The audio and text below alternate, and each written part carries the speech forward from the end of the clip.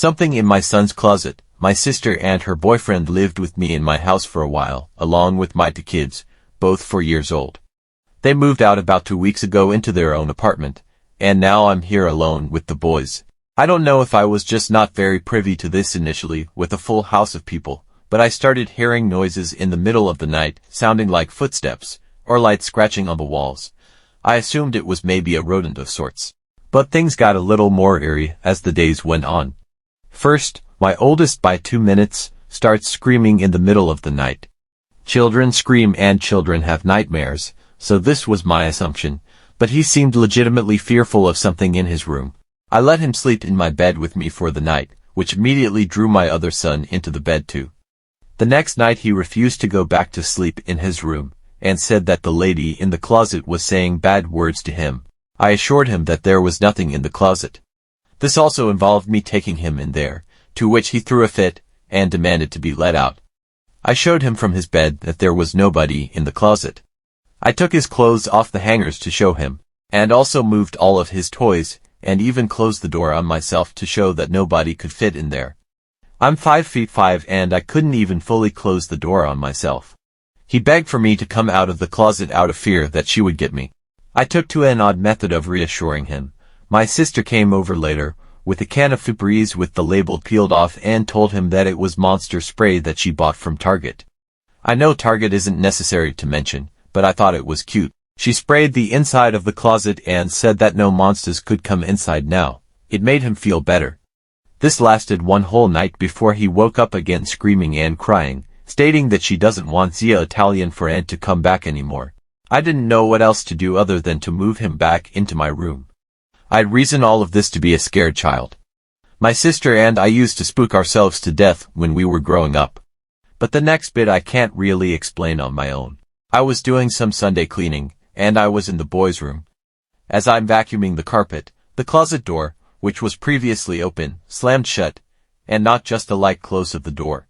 It closed with some force. It scared me half to death. I opened the closet door with no problem, and looked around. Indeed, nothing there. Couldn't find any sort of source that would explain the door slamming. My boss came over for dinner with his wife last night, and he gave me son a medal of St. Michael the Archangel to wear around his neck that his grandfather had given to him, and said that if he was wearing that, then nothing would hurt him. My son also allowed my boss to pick him up and show him the inside of the closet.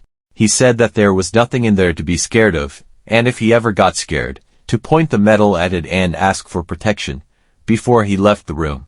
My boss looked at the closet and said, if I have to come back here because of you, there's going to be a big problem, and then told my son, I think if there was something in here, we probably scared it away. Since then, which has been just over 24 hours, there hasn't been any issues that I'm aware of.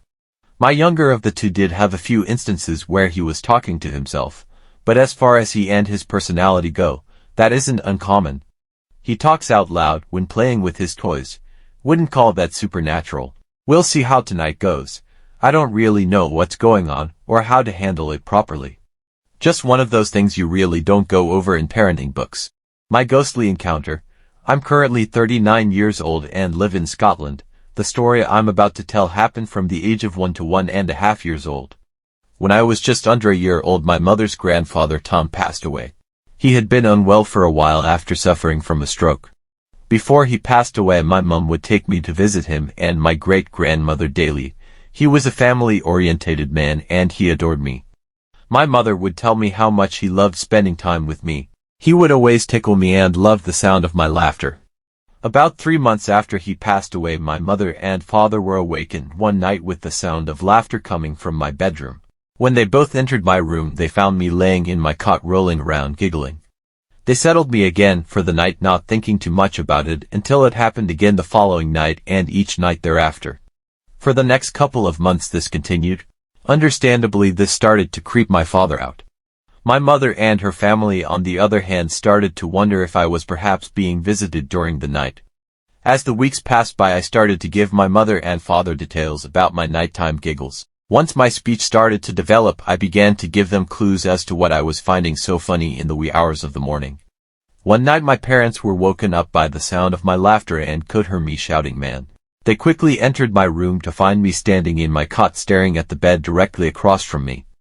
My parents asked, "What is it, Heather?" I replied, "Man," pointing to the bed. This continued, but as the weeks went on, the more information I gave. I'd tell them, "Man, tickle me," or they'd hear me shouting, "Stop, tickle me, man." I started to describe him. I said he had a hat and a tickly face and point to above my lip. My great-grandfather, who passed away when I was under a year old, wore a bonnet, a traditional Scottish hat, and had a mustache. My family were convinced I was being visited by my late great-grandfather, even my father, who was a skeptic. Once I started to give this information, my nighttime visits and laughter stopped. About 17 years ago, a psychic told me I have a male spirit with me, who looks out for me. He told me he has always been with me since I was a baby. His name Tom. I don't even know what it was. When I was living in my dad's old one-bedroom apartment, I had to sleep in the living room that was connected to the kitchen, and I slept on a foldable couch. After a few weeks, maybe months, of living with my dad, I started hearing a weird clapping noise that came from the kitchen when I was alone, never when someone else was around.